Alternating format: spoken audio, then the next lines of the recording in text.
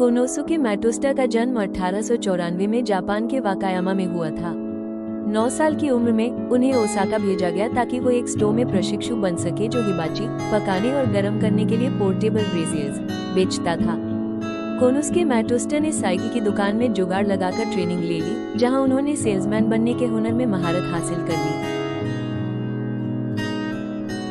15 साल की उम्र में मात्सुशिता ने ओसाका इलेक्ट्रिक लाइट कंपनी में अपनी शुरुआत की और जल्द ही तकनीकी जादूगर बन गए। वहीं पर उन्होंने एक इलेक्ट्रिकल सॉकेट को और भी बेहतरीन बनाने का आइडिया तैयार किया। बड़े जोश के साथ इसे अपने मैनेजर को दिखाया, लेकिन मैनेजर ने उस आइडिया को बड़े ही आराम से नकार दिया। कोनोसुके मैटोस्टा को पूरा भरोसा था कि उनका प्रोडक्ट धूम मचा देगा, तो 1917 में उन्होंने कंपनी को अलविदा कहा और एक नया धंधा जमाने निकल पड़े। सका भाई, तोशियो और 2 पुराने साथियों ने मिलकर एक छोटा सा गैंग बना लिया, लेकिन उनके पास धन की मात्रा इतनी थी कि वे केवल कुछ मैनुअल टूल्स और थोड़ी बहुत आवश्यक वस्तुएं ही खरीद सके।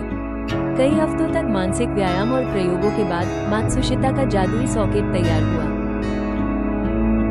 उसका सशे धूम मचा रहा था, यूजर्स की जरूरतें पूरी कर रहा था और बिक्री ने धुआंधार धक्का दिया। इस कमाई से उसने 1918 में एक नई कंपनी खड़ी की, जिसका नाम था मटोशिता इलेक्ट्रिक हाउसवेयर मैन्युफैक्चरिंग वर्क्स, जो अब पैनासोनिक के नाम से मशहूर है। फिर उसने एक फैक्ट्री बनाई और 4 साल के भीतर वहां 50 लोग जुटकर काम में जुट गए। मात्सुशिता की यह दीर्घकालिक महत्वाकांक्षा थी कि वे किफायती बिजली के उपकरण विकसित करें।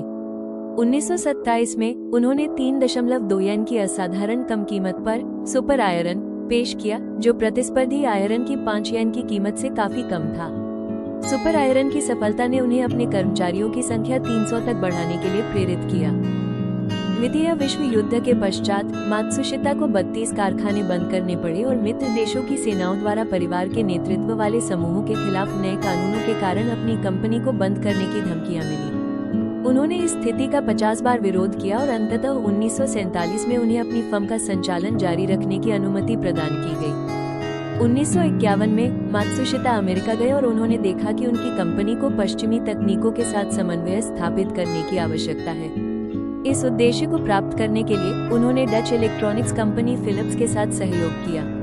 1959 में उन्होंने Matsushita electric corporation of America की स्थापना करके अपने निर्यात व्यवसाय का विस्तार किया।